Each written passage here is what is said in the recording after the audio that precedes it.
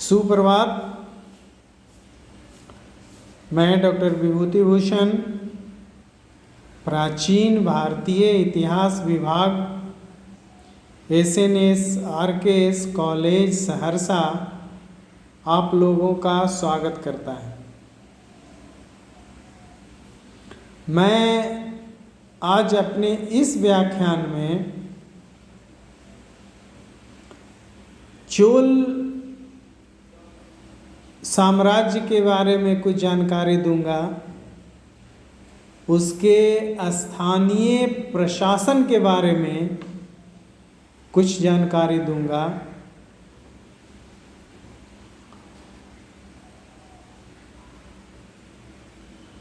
चोलों का स्थानीय प्रशासन जो है वो इतिहास में काफ़ी महत्वपूर्ण है।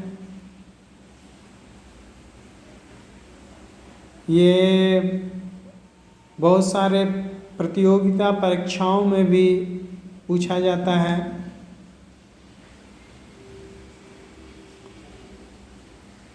वो इसलिए महत्वपूर्ण है क्योंकि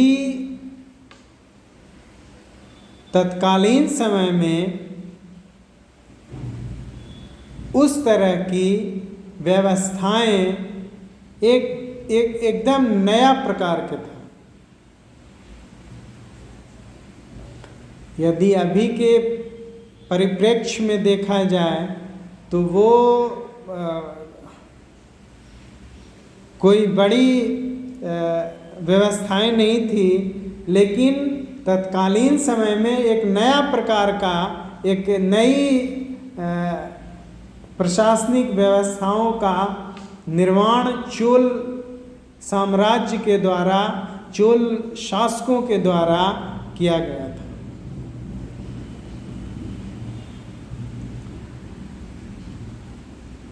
जैसे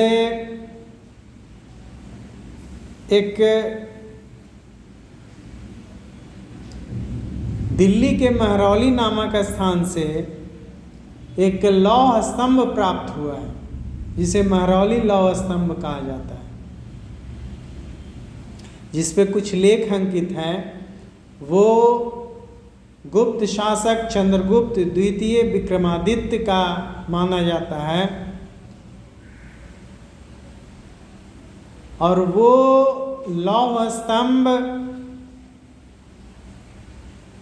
गुप्त काल से ही अभी तक खुले आसमान से,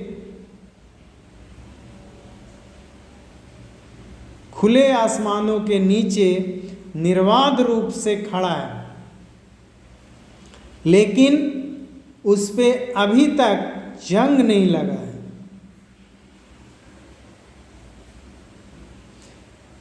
ये कोई बहुत बड़ी चीज नहीं है अभी के परिदृश्य में यदि देखा जाए, लेकिन तत्कालीन समय की परिस्थितियों और उस समय के विज्ञान को देखा जाए तो उस हिसाब से एक उन्नत प्रकार का, नया प्रकार का एक निर्माण किया गया था, जिसपे अभी तक जंग नहीं लगा है।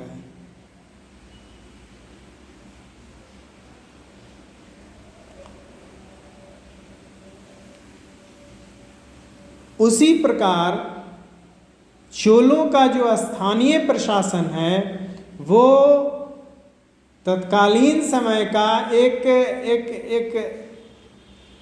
अद्भुत और प्रशंसनीय नया प्रशासनिक व्यवस्था था।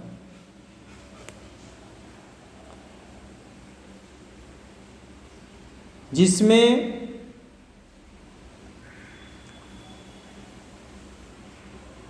चोल शासकों ने अपने साम्राज्य को कई भागों में विभक्त किया था।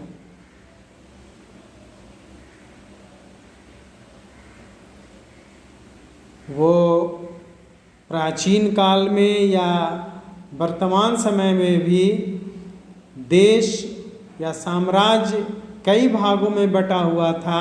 जैसे अभी हमारा देश राज्य में, राज्य प्रमंडल में, प्रमंडल जिला में, जिला ब्लॉक में, ब्लॉक पंचायत में, इस तरह कई भागों में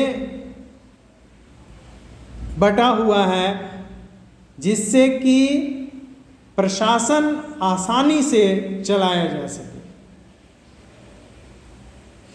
उसी प्रकार चोल लोग भी अपने साम्राज्य के प्रशासन को अच्छी तरीके से चलाने के लिए अब उसे कई भागों में विभक्त किया था। और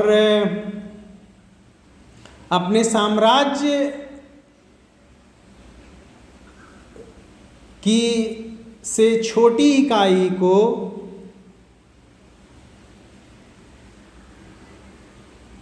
मंडलम कहा जाता था। यानी जो मंडलम था वो वर्तमान समय के राज्य के बराबर था। और इस मंडल का प्रशासन गवर्नर के द्वारा किया जाता था, चलाया जाता था, राज्यपाल के द्वारा चलाया जाता था। और वो राजकुल के कोई राजकुमार होता था या विजित प्रदेश के राजा, जिसे साम्राज्य के प्रमुख द्वारा नियुक्त किया जाता था, या अन्य कोई साधारण व्यक्ति जिसमें प्रतिभा हो और जिस पे राजा का विश्वास हो, उसे राजा स्वयं नियुक्त करता था। और उसी के द्वारा उस राज्य या मंडलम का प्रशासनिक व्यवस्था संचालित होती थी।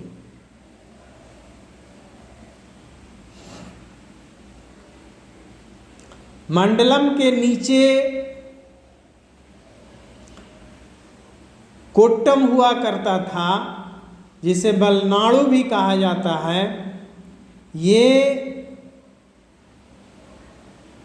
वर्तमान समय के कमिश्नरी या प्रमंडल के बराबर होता था।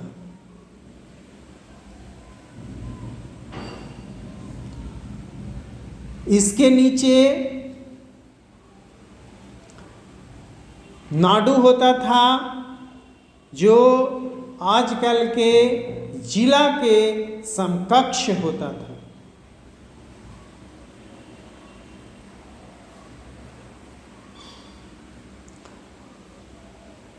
नाडु के नीचे कुर्रम होता था,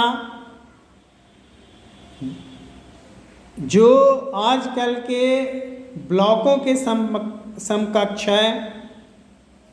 एक नाडु में कई कुर्रम हुआ करते थे। और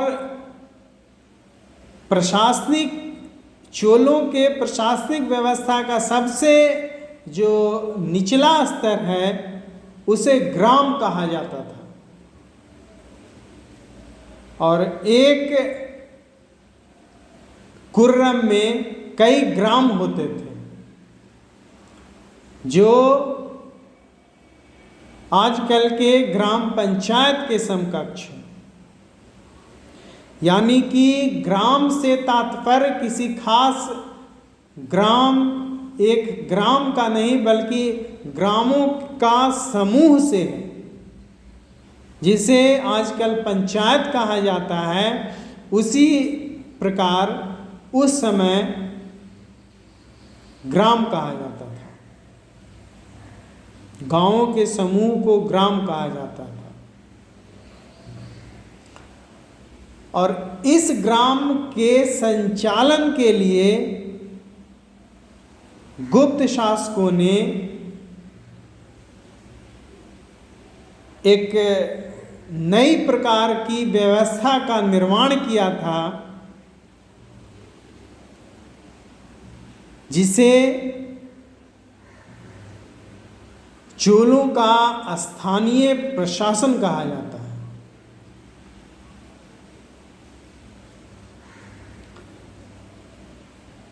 इसी के साथ मैं अपना व्याख्यान यही समाप्त करता हूँ। आगे के व्याख्यान मैं अगले कक्षा में करूँगा। तब तक के लिए नमस्कार। जय हिंद, जय भारत।